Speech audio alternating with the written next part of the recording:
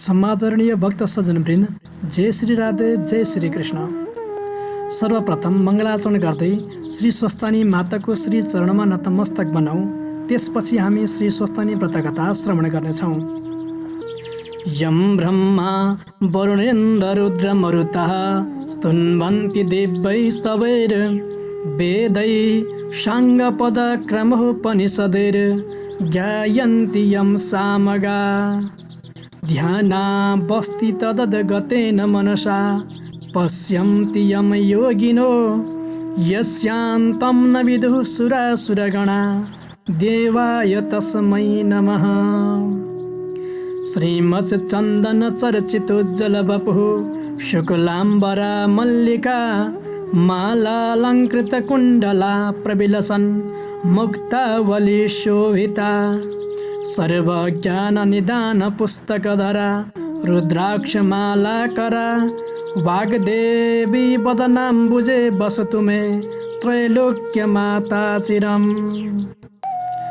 स्वस्थानी जननी महेश्वर प्रिये हे सर्वभूतेश्वरी ज्योतिर्बिन्दु स्वरूपले गतिदिने हे सर्वशक्तिश्वरी। यस्तो शक्ति ममा दिनो सजुरले सत्कर्म के हो चिनु। इच्छा पुष्प यिनै चढाउँछु मुमा वात्सल्य वर्षाउनु। इच्छा पुष्प यिनै चढाउँछु मुमा वात्सल्य वर्षाउनु। शिवभट्ट ब्राह्मण र सती ब्राह्मणीले छोरी ज्वाइँलाई बिदा गर्छन्। दैव संयोग ब्राह्मण दम्पतिको रुखको हाँगाबाट लडी मृत्यु हुन्छ। यता गोमा गर्भवती भइसकेकी हुन्छन्। बाटोमा उनलाई निकै गाह्रो हुन्छ। साथमा सबै थोक चोरी पनि हुन्छ। जसो तसो शिव शर्माले गोमालाई आफ्नो घर पुर्याउँछन्। एक दिन गरिबनी पत्नीलाई एक्लै छोडी शिव शर्मा केही कमाउने आशाका साथ गाउँ बाहिर जान्छन्। दैव संयोग फूल टिप्न रुखमा चढेको बेला लडेर उनको पनि मृत्यु हुन्छ। यता गोमाले पुत्र नवराजलाई जन्म दिन्छन्। छोराको विवाह पनि हुन्छ। ऊ पनि बाबाको खोजी गर्छु भन्दै घरबाट बाहिर निस्कन्छ। उसले शिव शर्माको देहावसान भएको खबर त पत्ता लगायो, तर ऊ फरक्क घर नफर्की राजाको सेवा गर्छु भनी दरबारतिर लाग्छ। आउनुहोस् अब सुरु गरौँ कारुणिक कथाले भरिएको यो 22औं अध्याय। श्री गणेशाय नमः। श्री स्वस्थानी देव्यै नमः। अथ 22 अध्यायः। कुमारजी आज्ञा गर्नुहुन्छ। हे अगस्त्य मुनि, शिव शर्मा ब्राह्मण र गोमा ब्राह्मणी त्यहाँबाट गएपछि शिवभट्ट ब्राह्मण र सती ब्राह्मणीले आँखाले देखुन्जेल छोरीलाई हेरिरहे। देखिन छाडेपछि रुखमा चढी देखिएसम्म हेर्न लागे। त्यहाँबाट पनि जब छोरी र ज्वाइँ देखिन छोडे तब रुखैमा बसी नाना तरहका विलाप गरी रुन लागे। त्यसै करुणामय अवस्थामा रोइरहेका शिवभट्ट ब्राह्मण र सती ब्राह्मणी श्री महादेवको श्रापले गर्दा दैव संयोगले रुखको हाँगा माची दुवै स्त्री पुरुष नै रुखबाट खसेर लडेर मरे।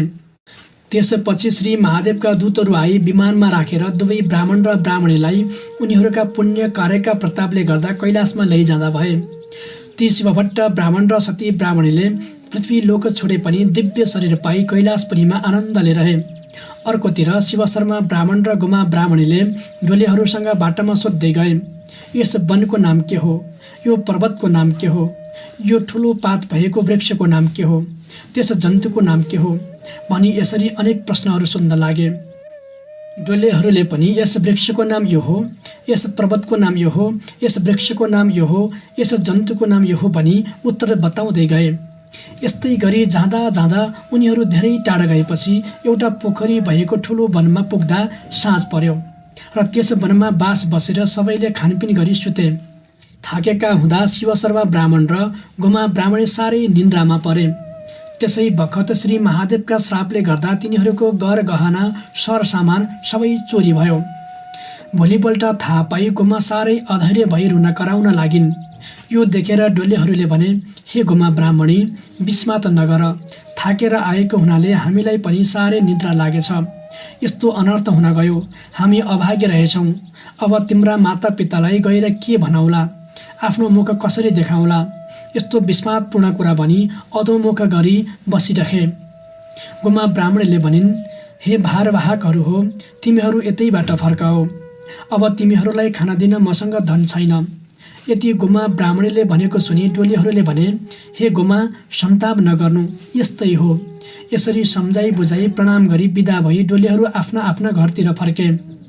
डोलेहरू गएपछि शिवशर्मा ब्राह्मण र गोमा ब्राह्मणी पनि वनमा जे भएको फलफुल खोजेर खाई त्यहाँदेखि ठुलो पर्वतमाथि पुगे। त्यस क्रममा गोमा ब्राह्मणीले भनिन्, हे स्वामी, मलाई अति भोक लाग्यो, हिँड्न असमर्थ भएँ, अब कसो गरौँ? यति भनी बाटोमा लम्पसार भई अल्पत्र परिन्। त्यो दिनसम्ममा गोमा ब्राह्मणी गर्भिणी पनि भइसकेकी थिइन्। पुरा सुखमा रहेकी गोमालाई यस्तो कठोर दुःख भोग्नु परेको देखि शिवशर्मा ब्राह्मणलाई अति करुणा उत्पन्न भयो र त्यहाँ बसी पत्नी गोमालाई काखमा लिई भने, हे प्यारी, यहाँ फलफुल केही मिल्दैन, जलाशय पनि छैन, यस्ता पर्वतमा बसी के खाना दिउँ?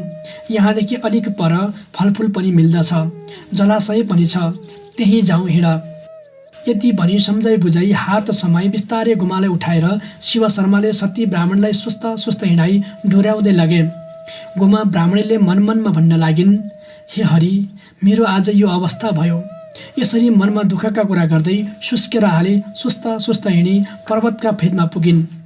शिवशर्मा ब्राह्मणले गोमालाई फलफुल टिपी ल्याएर खाना दिई पानी पनि पिउन दिएर भने, हे स्त्री, हाम्रो घर पनि आइपुग्यो। यति भनी ठाउँ ठाउँमा बस्न दिएर चन्द्रज्योति नगरका बाहिर पुर्याए। त्यहाँ खरले बनाएको एक छाप्रो उत्पत्ति गरी भन्न लागे, हे प्यारी, हाम्रो घर यही हो। यसो भनी झुप्रातिर देखाए। गोमा ब्राह्मणीले पनि त्यो छाप्रोभित्र गई हेर्दा माकुराको जालो र कसिङ्गर मात्र देखिन्। गोमाले पनि त्यस बखत आफ्ना बाबाको घर सम्झी बहुत अधैर्य भई रुन लागिन्। फेरि गोमाले मन मनमा भनिन्, मेरो कर्मले यस्तै पारिहाल्यो, अब रोई के गरौँ? यति भनी धैर्यशाली भई कुचाले माकुराको जालो मिल्काइन् र कसिङ्गर लगाइन्। त्यति गरिसकेपछि घरमा जे भएको खाई आफ्ना पतिका सेवामा तत्पर भइरहन लागिन्। त्यसपछिको कुरा हो। एक दिन शिवशर्मा ब्राह्मणले आफ्नी स्त्री गोमालाई भने, हे प्रिय, तिमी गर्भिणी भएकी छौ, हाम्रो घरमा सम्पत्ति पनि छैन, आउने पनि केही बाटो छैन। गर्भाधान कर्म केले गरी सुत्केरी हम्काउला, सुत्केरी भएपछि के गरी खर्च गरौँला? यस कारणले म अब परदेश गई कसैसित केही मागी ल्याउँछु। तिमीले आफ्नो शरीरको राम्ररी हेरचाह गर्नु, रोई कराई नरहनु। शिवशर्मा ब्राह्मणको यस्तो वचन सुनि गोमा ब्राह्मणीले भनिन्, हे स्वामी, मलाई यस्ता ठाउँमा एक्लै छोडी कहाँ जान लाग्नुभएको? म स्त्री जातिले के गरौँला? के खाइरहँला? मलाई को देला? फेरि तपाईँ वृद्ध भएकाले एक्लै कसरी पठाउँ? बरु यहाँ यजमान छेउ गई जे दिएको मागेर ल्याई सञ्चय गरौँला। घर छाडेर जाने मन नगर्नुहोस्। गोमाको कुरा सुनेर शिवशर्माले भने, हे प्रिय, ब्राह्मणको कर्म नगरी हुँदैन। 1 महिनामा आइपुग्नेछु। त्यो समयसम्मलाई खाना नपुगे चन्द्रज्योति नगरमा मेरा यजमानहरू छन्, तिनीहरूका घरमा गई भिक्षा मागी ल्याएर खानु। गोमा ब्राह्मणीले ठुलो कष्टले हवस भनी मन्जुर गरिन् र शिवशर्मा ब्राह्मण भिक्षा माग्न भनी परदेशतिर हिँडे। 2 दिनको बाटो हिँडेर शिवशर्मा ब्राह्मण गङ्गाका तीरमा ऋषिका आश्रममा पुगे। त्यस आश्रममा वृद्ध ब्राह्मण र ब्राह्मणीहरूलाई देखे। शिवशर्माले गङ्गामा स्नान गरी ती वृद्ध ब्राह्मण छेउ गई भन्न लागे, हे ब्राह्मणदेव, मलाई नित्य पूजा गर्न केही फलफुल दिनुहोस्। वृद्ध ब्राह्मणले सोधे, तिमी को हौ? कहाँदेखि आयौ? शिवशर्माले भने, म चन्द्रज्योति नगरको शिवशर्मा नाम गरेको ब्राह्मण हुँ। शिवशर्माका यस्ता कुरा सुनि ती ब्राह्मणीले भनिन्, हे अतिथि, आफूलाई चाहिने जति फलफुल टिपी लैजाऊ। शिवशर्माले रुखमा चढी फलफुल टिप्न लाग्दा दैव संयोगले रुखको हाँगो भाँची रुखदेखि खसेर शिवशर्मा ब्राह्मण मरे। यसपछि शिवशर्मा ब्राह्मण श्री महादेवको रूप भई कैलाश पर्वतमा जानुभयो। धेरै समयपछि श्री महादेव आएको पार्वतीले देखेर सुनको कमण्डलमा जल ल्याई पाउ धोई भित्र लगेर आज्ञा गर्नुभयो, हे ईश्वर, पुरुष जातिहरू पापी हुँदा रहेछन्। राम्री स्वास्नी देखेपछि अरू सबै थोक बिर्सिँदा रहेछन्। हजुरले पनि मलाई बिर्सिनु भएको थियो, अब बल्ल सम्झनु भएछ र आउनुभयो। हे प्रभु, ती सुखमा जीवन गुजारिरहेकी गोमा ब्राह्मणीलाई कल छल बलले विवाह गरी गर्भिणी समेत बनाई त्यस्ता सुनसान ठाउँमा एक्लै मिल्काई आउनुभयो। अब त्यो गोमाले के गरी जीवन निर्वाह गर्ली? पार्वतीले भनेको वचन सुनि श्री महादेवले हाँसेर आज्ञा गर्नुभयो, हे पार्वती, भक्त हो भन्दैमा त्यसले पूर्वजन्ममा गरेको पापको प्रायश्चित्त नगराई कहाँ हुन्छ र? अब गोमा पनि सुखी हुन्छ, सन्देह नगर।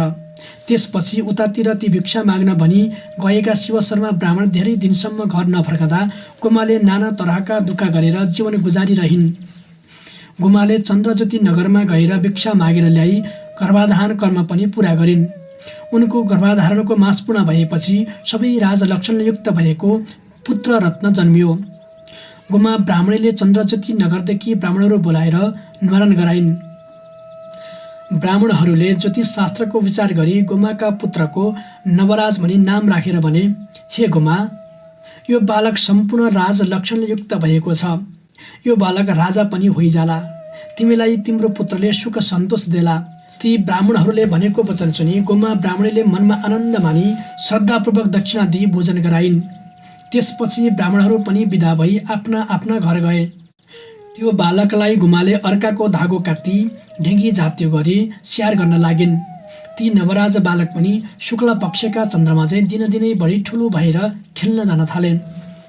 यसरी खेल्न जाँदा सङ्गीहरूले जेसुकै भने पनि कसैसँग झगडा नगरी खेलेर घर आउँथे। आमाले जे दिएको खाई चुप लागिरहन्थे। आफ्नो पुत्रको त्यस्तो असल स्वभाव बसेको देखि गोमा ब्राह्मणी धेरै खुसी भएर आफ्नो यजमानहरू कहाँ गई भनिन्, हे यजमान हो, मेरा पुत्र नवराज सङ्गीहरूसित खेली घर आउँछ। खाना देऊ पनि भन्दैन, किन दिएनौ पनि भन्दैन, रिस पनि गर्दैन, यो मिठो यो नमिठो पनि केही भन्दैन। दिए खान्छ नदिए चुप लागिरहन्छ। मेरा पति छैनन्, घरमा सम्पत्ति पनि छैन। तपाईँ यजमानहरूका कृपाले जसोतसो एक छाक खाई बाँचिरहेकी छु। अब त्यस बालकको चुनाकर्म व्रतबन्ध आदि कर्म गर्नु पर्यो। केही सहायता गर्नुहोस्। यस्तो गोमाले भनेको सुनि यजमानहरूले पनि आफ्ना आफ्ना श्रद्धाले जे सकेको दिए र गोमाले सम्पूर्ण सामग्री तयार गरी उत्तम उत्तम ब्राह्मणहरू बोलाएर नवराजको चुनाकर्म व्रतबन्ध आदि कार्य गराइन्। गोमाले नवराजलाई वेद पुराण आदि सम्पूर्ण शास्त्रको अध्ययन पनि गराउन थालिन्। एक दिन ती यजमानहरू आएर गोमालाई भने, हे गोमा, नवराजको विवाह गर्ने भए वर्णपुरका अग्निस्वामी ब्राह्मणकी चन्द्रावती नाम गरेकी कन्या छिन्। तिनीसँग नवराजको विवाह गरिदेऊ। सामग्री तयार गर। यजमानहरूका वचन सुनि गोमाले भनिन्, हे यजमान हो, मेरा पुत्रको आर्जन छैन, घरमा सम्पत्ति छैन, त्यस्तालाई कन्या कसले देला, कसरी विवाह गरिदेऊ। त्यस्ता कुरा सुनि यजमानहरूले भने, हे गुरुआमा, जे चाहिएको सामग्री हामीहरूसँग माग्नुहोस्, हामीहरू देऊला। त्यस कुरामा तपाईँ किन चिन्ता लिनुहुन्छ। यति यजमानहरूले भनेपछि गोमाले मनमनै आनन्द प्राप्त गरी भनिन्, हे यजमान हो, हामी गरिबमाथि तिमीहरूको त्यस्तो दया छ भने कन्याका बाबु आमासित विवाहको कुरा चलाएर पक्का गर। गोमाको वचन सुनेर यजमानहरूले ती अग्निस्वामी ब्राह्मणका घरमा गई विवाह पक्का गरे। विवाहको दिन समेत ठिक गरेर घर फर्की यजमानहरूले गोमालाई सबै खबर सुनाए। त्यसपछि गोमाले अति हर्ष विभोर भई विवाहका लागि चाहिने सामग्री मागिन् र यजमानहरूले सम्पूर्ण सामग्री तयार गरिदिए। गोमाले ज्योतिषीहरूलाई बोलाएर विवाहको शुभ लग्न लेखाइन् र ज्योतिषीहरूले लग्न ठहराई सुदिनमा ब्राह्मणको मर्यादाले नवराजको विवाह वरुणपुरका अग्निस्वामीकी पुत्री चन्द्रावतीसित गराइदिए। धेरै समय बितेपछि एक दिन ती नवराज ब्राह्मण बाहिर खेल्न गएको बेलामा उनका सङ्गीहरूले भने, हे ब्राह्मण, आजसम्म हामी तँलाई नवराज भन्थ्यौँ, अब हामी तँलाई बिना बाबुको छोरा होस् भन्दछौँ, किनभने तेरो बाबु हामीले देखेका छैनौँ। आफ्ना बाबु भए बाबुको नाम के हो हामीलाई भन्। आफ्ना सङ्गीहरूले त्यस्तो कुरा गरेको सुनि नवराजले उत्तर दिन नसकी आफ्नी आमा गोमा छेउ आई आफ्ना सङ्गीहरूले भनेको कुरा सुनाउँदै भने, हे माता, म कसको पुत्र हुँ, मेरा पिताको नाम के हो, मेरा पिता कहाँ हुनुहुन्छ। नवराजका कुरा सुनि गोमाले वर्षाकालमा पानी वर्षे जस्तो गरी आँखाबाट बर्र आँसु खसाली भन्न लागिन्, हे पुत्र, तेरा बाबाको नाम शिव शर्मा हो। त गर्भहीमा छँदा भिक्षा माग्न भनी परदेश जानुभएको थियो। उहाँ आजसम्म पनि आइपुग्नु भएको छैन। के कामले कहाँ बस्नु भएको छ, कुन्नी स्थानको पनि केही पत्तो छैन। नवराजले भने, हे माता, त्यसो भए आज्ञा दिनुहोस्, म गएर पिताजी कहाँ हुनुहुन्छ, के काममा हुनुहुन्छ, सबै कुरा बुझिसकेसम्म साथमा लिएर आउनेछु। नवराजको यस्तो कुरा सुनेर गोमाले भनिन्, हे पुत्र, तेरो मुख हेरी तेरा बाबालाई बिर्सिरहेकी थिएँ। अब तैँले पनि छोडी गए म कसको आधारमा बसौँला। फेरि तँ गएपछि तेरी स्त्री चन्द्रावती पनि यहाँ बस्ने छैन, माइत जानेछ। यस अर्थले जान्छु भनी नभन्।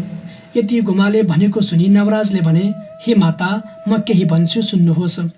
पुत्रस्य परमो धर्मः पितृद्धार समो नहि पितुद्धारं न कुरुते स्वयं च सुखमिच्छति सयाति नरकम घोरम यावत् चन्दार्क मेदिनी। अर्थात् शास्त्रमा यसो भनेको हुनाले छोराको ठुलो धर्म भनेको पितृको उद्धार गर्नु हो। जुन छोराले पितृको उद्धार नगरी आफ्नो सुखभोगको मात्र पछि लाग्छ भने चन्द्र सूर्य र पृथ्वी रहेसम्म त्यो पुत्र घोर नरकमा पर्दछ। म गर्भमा छँदै जानुभएका मेरा पिता मेरो यो उमेर भयो अझ पनि किन फर्किनु भएन? बाँचके हुनुहुन्छ वा देह छोड्नुभयो? यसको पनि विचार गर्नु पर्यो। देह छोडेको भए निश्चय गरी क्रियाकर्म गर्नुपर्दछ। केही गरी दुःख पाई बस्नु भएको भए म साथैमा ल्याइ आउनेछु। यति पनि गरिन भने मैले जन्मेको व्यर्थ भयो। हे माता, तपाईँको सेवा गर्ने बुहारी छँदैछ, मलाई बिदा दिनुहोस्। नवराजको यस्तो वचन सुनि गुमा ब्राह्मणी प्रसन्न भई भनिन्, हे पुत्र, त धन्य रहेछस्। तेरो वचन सुनि म अति सन्तुष्ट भएँ। तेरो कल्याण होस्। यति भनेर गुमाले नवराजका कपालमा हात राखी आशिष दिइन्। त्यसपछि ती नवराजले आमाको पाउमा साष्टाङ्ग प्रणाम गरेर आफ्नो स्त्री चन्द्रावतीलाई हराउने कुरा हराई घरबाट प्रस्थान गरे। त्यसपछि ती नवराजले अनेक स्थानमा गई त्यहाँका मानिसहरूसँग सोध्न लागे, शिव शर्मा नाम गरेका वृद्ध ब्राह्मणलाई तिमीहरूले देखेका थियौ? यसरी नवराजले पिताको नाम भन्दै सोधी खोजी गरेर हिँड्न लागे।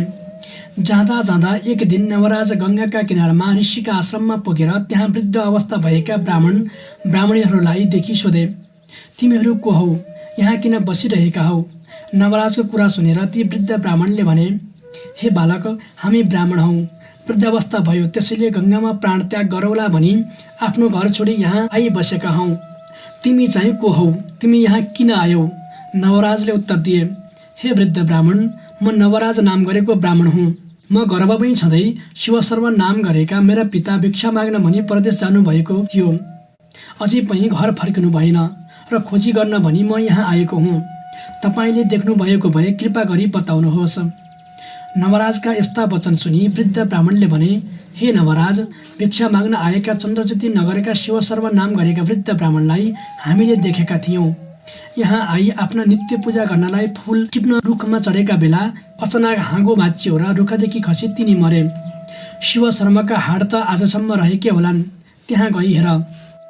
नवराजले ती वृद्ध ब्राह्मणले भनेको सुनि तुरुन्त रुखमुनि हेर्न गए। त्यहाँ आफ्ना बाबाका हाडहरू देखेर अलाप बिलाप गर्दै भन्न लागे, हे पिता, मेरा निमित्त भिक्षा माग्न आएर मेरो मुख नदेखि यस्ता वनमा आई रुखदेखि खसी स्वर्गारोहण हुनुभयो। यो खबर म मातासित कसरी भनौला? फेरि माताले शोक गरी रुँदा कसरी बुझाउला? यति भनी नाना तरहको शोक गरी भूमिमा परी नवराज रुन कराउन लागे। केही बेर पछि मनलाई धैर्य गरी सबै हाडहरू बटुली गङ्गामा लगेर संस्कार गरी ब्राह्मणका मर्यादाले 10 कर्म क्रिया गरे। त्यसपछि नवराजले विचार गरे, अब कता जाउँ? घर जाउँ भने सम्पत्ति छैन। यो खबर भन्दा आमाले शोक गरेको मात्र देख्नु पर्नेछ। यस अर्थले कोही राजाको सेवा गरी केही द्रव्य लिएर जाउँला। यस्तो भनी नवराज कुनै एक सहरमा गएर राजाको सेवा गर्न लागे। इति श्रीस्कन्द पुराणे केदारखण्डे माघ महात्म्ये कुमार अगस्त्य संवादे श्री स्वस्तानी व्रत कथायां शिवशर्मा परलोक गमनम नाम 22 सम्पूर्णम्। श्री उमा महेश्वराभ्यां नमः।